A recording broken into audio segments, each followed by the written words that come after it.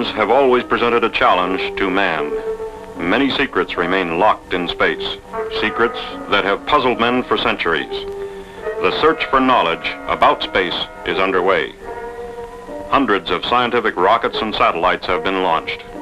As the information is collected from space, it is made available to people all over the world.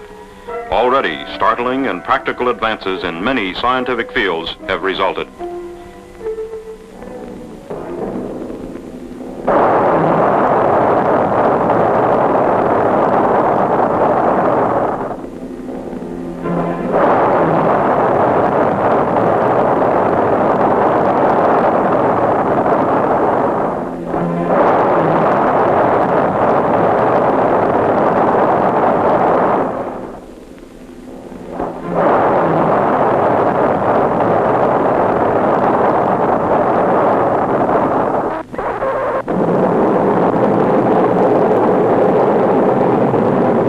Projects such as these, information was obtained from scientific instruments in the rockets and satellites. Now, man himself is to follow these mechanical devices. Cape Canaveral, Florida, May 5th, 1961. U.S. Mercury astronaut Alan B. Shepard enters his spacecraft. Very shortly, he will be on his way into space. As the hatch goes on, two big questions come to your mind. Is the vehicle ready? Are you ready? Before the flight, Shepard had this to say. I think the one thing that strikes me as I look back on the training program is that I have really developed a feeling of confidence. A confidence in the people with whom I work, a confidence in the systems with which I am dealing and will have to deal in flight, and of course, a confidence in myself. You're confident, but you're human, and you go over the program just one more time. A feeling of confidence. It began to grow from the day you and your 6 fellow astronauts were selected from hundreds of volunteers. Confidence in the people of Project Mercury, the spacecraft and the launch vehicle, and confidence in yourself. You were involved in the design of the Mercury system almost from the beginning, contributed ideas and modifications. You worked with the engineers, came to know the components and systems like you know your own car. And you followed the tests, test after test after test, to make sure the design did what it was supposed to do.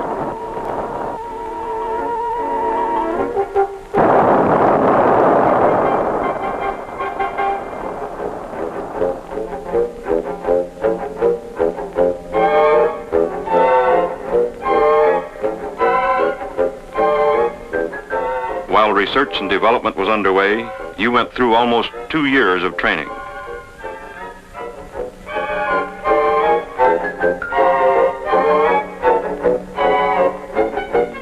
You flew mission after mission in a trainer just like the craft you're sitting in today, became completely familiar with every control and instrument.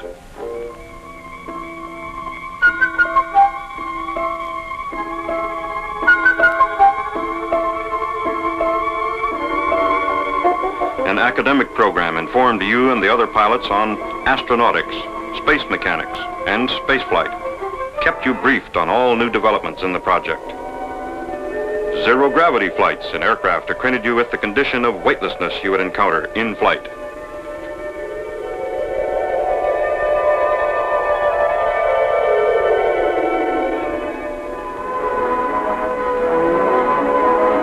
You got in a lot of centrifuge time, too.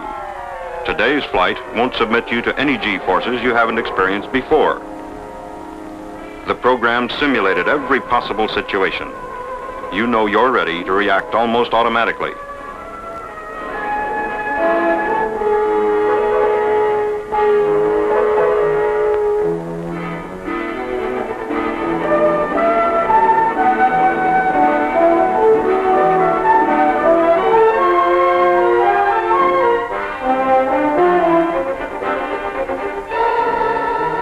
You practice controlling the craft attitude by manual control of pitch, roll, and yaw jets. That will be part of your mission today, and you're confident that you can do it.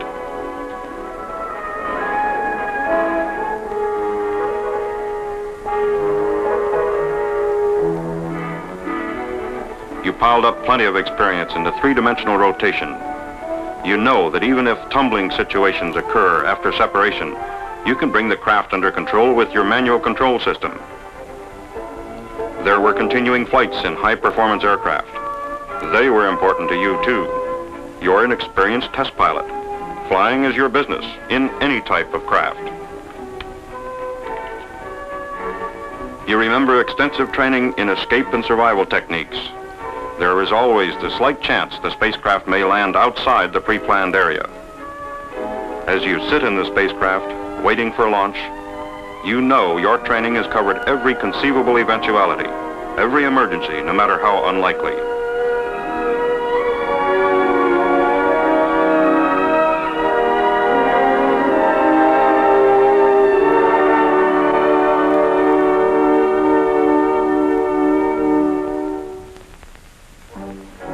As Project Mercury got underway, production of Redstone launch vehicles began at the Marshall Space Flight Center. Careful, individual production of vehicles earmarked for Mercury from the day the first bolt came into the plant. The Redstone was available, and with modifications it would do the job.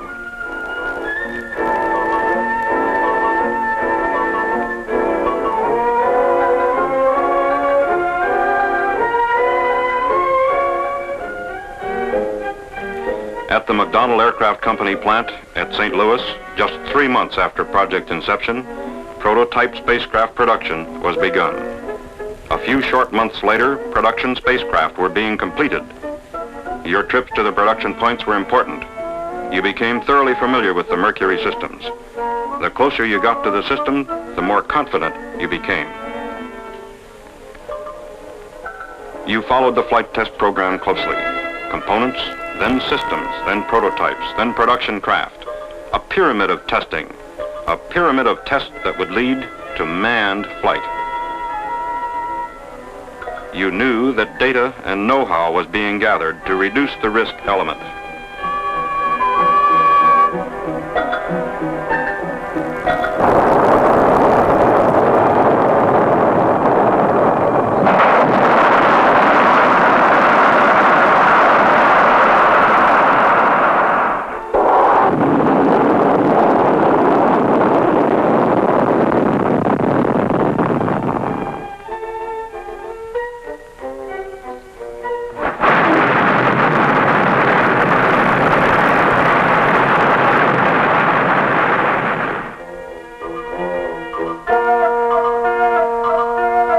Every flight, the recovery forces were exercised. Procedures were developed to locate the craft and retrieve it. It became obvious that the craft would not be in the water very long after landing. A chimpanzee named Ham and 2 monkeys successfully flown in the spacecraft indicated the feasibility of manned flight.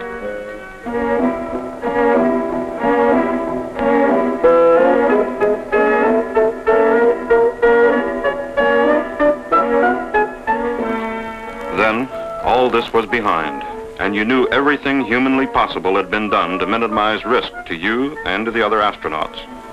It was time now for manned ballistic flight. Mercury Redstone 3. At Cape Canaveral, Launch Pad 5. Preparations for the MR3 flight began weeks before launch day. You went out and watched the Redstone slowly, carefully raised into place on the launch pad. You knew that you might be the pilot.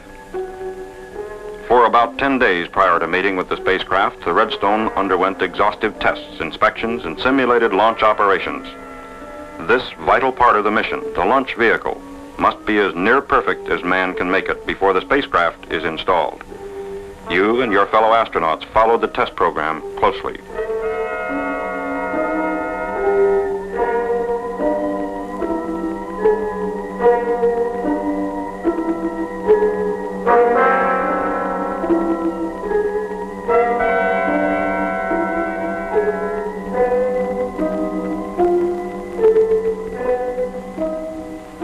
While the Redstone was being checked, the spacecraft underwent test procedures at Hangar S, several miles from the launch pad.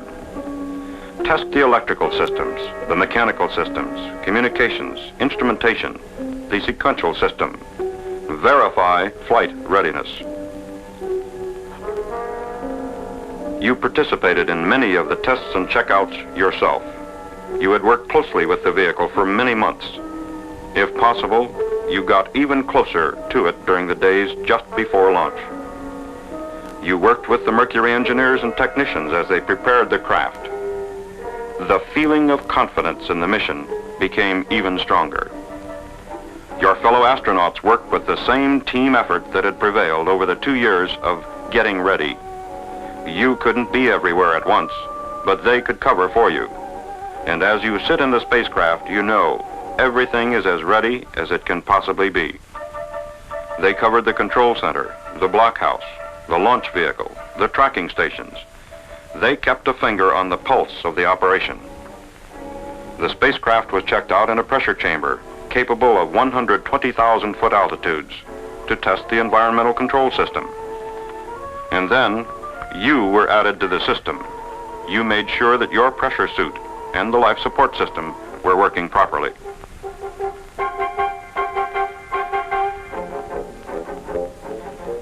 You knew that you weren't just going for the ride. You would be required to gather information, make practical contributions, make sure you collected usable data. You remember the final days in Hangar S, the retro rocket package being installed, and you know the care, the attention to every detail that went into the final servicing. The escape tower with its solid propellant rocket, the system which will pull the spacecraft safely clear of the launch vehicle before a catastrophic failure, either on the pad before launch, during the launch, or while the vehicle is in powered flight. It's a reassuring thought as you go through your pre-launch countdown. When each spacecraft system has been thoroughly checked out, a complete simulated launch and flight operation was run to make certain all the systems work together as well as individually. And then the Mercury spacecraft was moved to the launch pad to be mated with its launch vehicle. At the pad, the spacecraft was raised to position on top of the vehicle. Now you knew that the final round of testing was at hand. This flight will provide added qualification for the spacecraft and its systems in space and train a pilot for later Atlas-boosted orbital flights.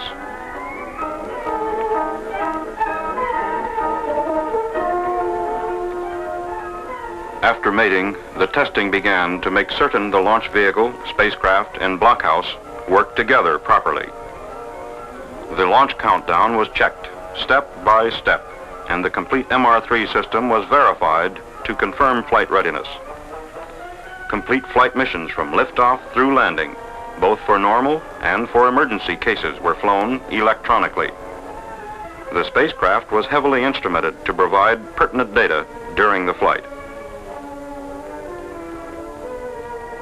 Throughout this period, all the elements of the mission made their preparations. Recovery forces, tracking stations, the Mercury Control Center rehearsed the mission again and again. You and your fellow astronauts rehearsed your parts, went through the procedures over and over. 3 days before launch, a go, no-go review board evaluated the flight readiness of all the mission elements: spacecraft, launch vehicle, pilots, tracking stations, recovery forces, everything. The decision? Go. The recovery forces were dispatched and on their way to their stations downrange.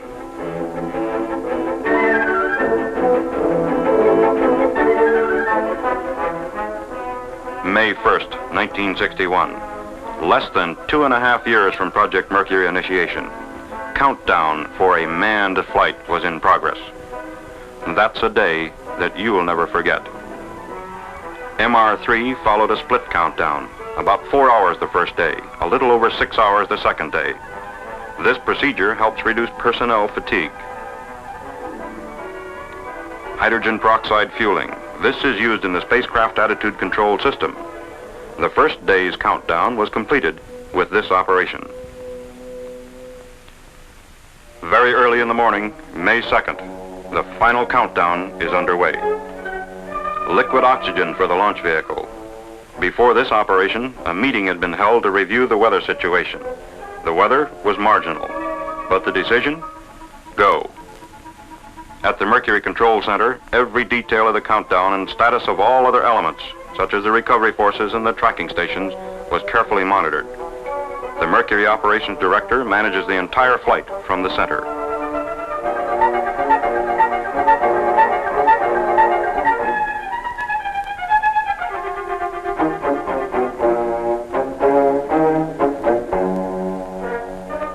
In the blockhouse, systems checks were completed in the spacecraft. Launch vehicle checks were also completed. The recovery forces were on station in a line along the flight path, ready to retrieve the craft even if there should be an undershoot or an overshoot. You remember the final physical at Hangar S, the feeling that now, at last, the time was almost at hand. And you remember the feeling of confidence that you had, confidence that all systems were ready, and that you were ready too. Before leaving the hangar for the launch pad, you had sensor leads attached to your body. These leads would provide telemeter data on your body functions and reactions during the flight. Mercury flights are designed to provide comprehensive information about man during space flight, information that can be used by people all over the world in their own research projects. And then it happened. You remember the letdown feeling you got when the squawk box gave the word. Test number 108, MR3, was scrubbed because of weather. A letdown feeling? Yes, but it was reassuring to know that the mission would not go unless everything was right. Then it was Friday, May 5th, 3 days later, and the countdown was proceeding again. You remember the feeling you had that this was the day. There'd be no scrub today. The mission would go. You remember the ride to the pad in the transport van. You had rehearsed the procedure before, taken the ride to the pad, and climbed into the spacecraft. But this time, you knew it was the real thing.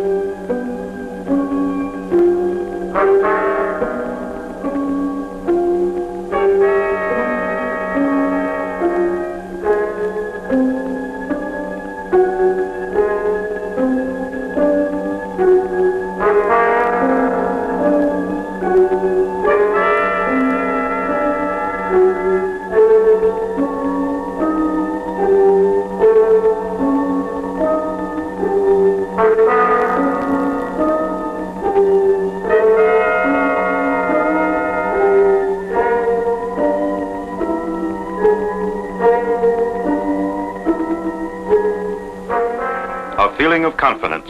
As astronaut Shepard goes through the pre-launch countdown, he knows the system is as ready as human effort can make it. Doctors in the Mercury Control Center and the blockhouse monitor Shepard's physiological status during the countdown. Astronaut Gordon Cooper, assigned to the blockhouse during the launch operation, stays in direct voice contact with Shepard.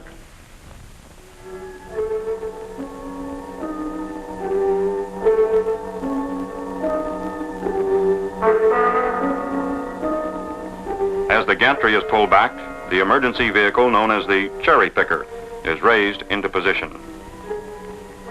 An armored car is located at the pad. It can operate in any terrain.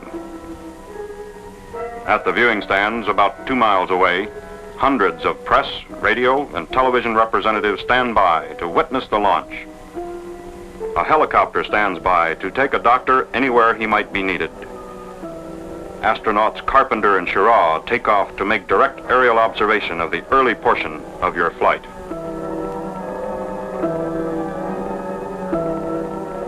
An amphibious vehicle is standing by, ready to move out if necessary to make a close-in recovery. The recovery force helicopters are airborne. All elements of the mission have reported ready to the control center, and the launch is go.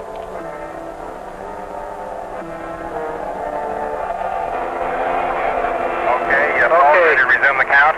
Roger, ready to resume the count, STE. I'm going to turn it over to Stoney, verify. Resume the count. Okay, Stoney, take it over. Roger. 5 seconds. Seven, Stoney, on your room. 7, loud and clear, Stoney. Roger, loud and clear, also. 1 minute and counting. Roger.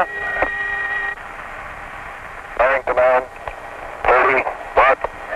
Roger, periscope has retracted. That's confirmed periscope pickup.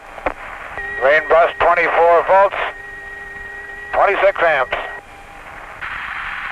10, 9, 8, 7, 6, 5, 4, 3, 2,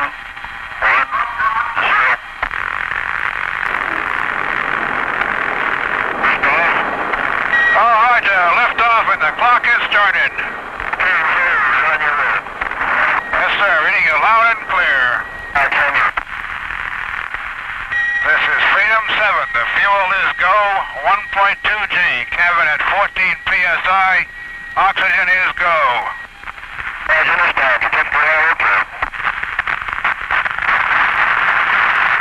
Cabin pressure is holding at 5.5. Cabin holding at 5.5.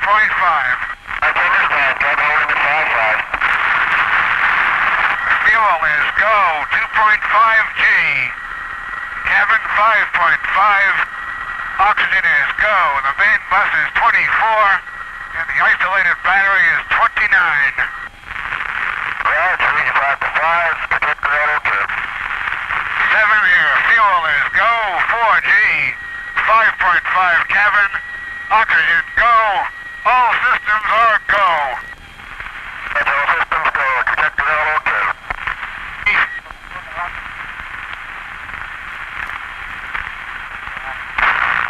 Cut off. Tower jettison green. Okay, switching to manual pitch. That's manual pitch. Pitch is okay. Switching to manual yaw. That's understand, manual yaw. Roger, 2, okay. Yaw is okay.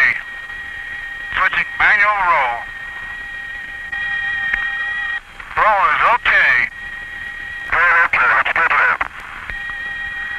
On the periscope, what a beautiful view. Cloud cover over Florida, 3 to 4/10 near the eastern coast. Obscures up through Hatteras. Okay, this is Freedom 7. And G build up. 3, 6, 9.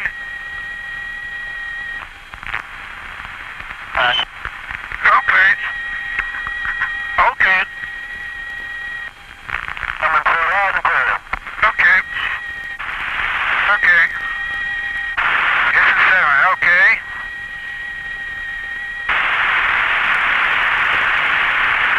25,000 feet now.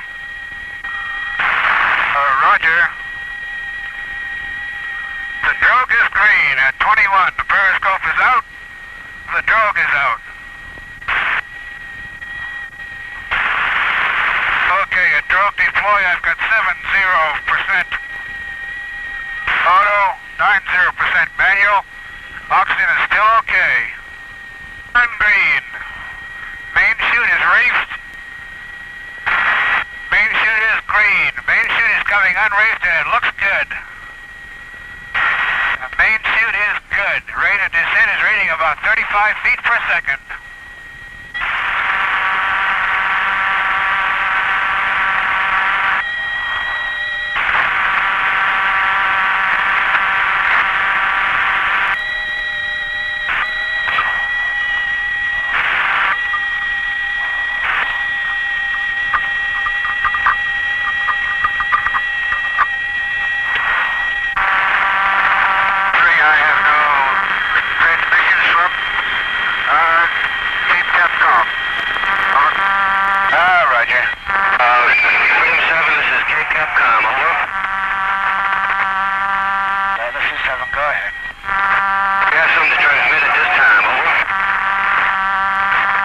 Williams, just relaying my condition is still good. I'm getting ready for impact. Oh, roger.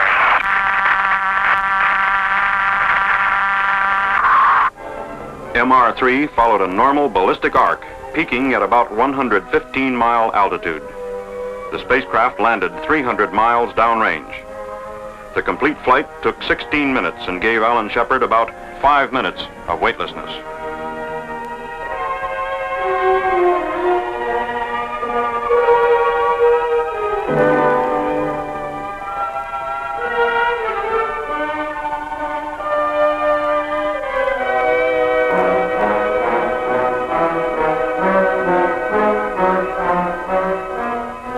Just 11 minutes after the spacecraft landed, Shepard and the craft were on the Lake Champlain. Complete and detailed information on the flight and on Alan Shepard was recorded from launch to recovery. Information to be made available to scientists and interested people the world over.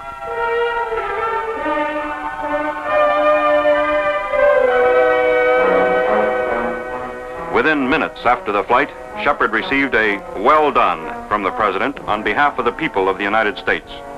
A "well done" accepted by Shepard as a representative of all the people in Project Mercury.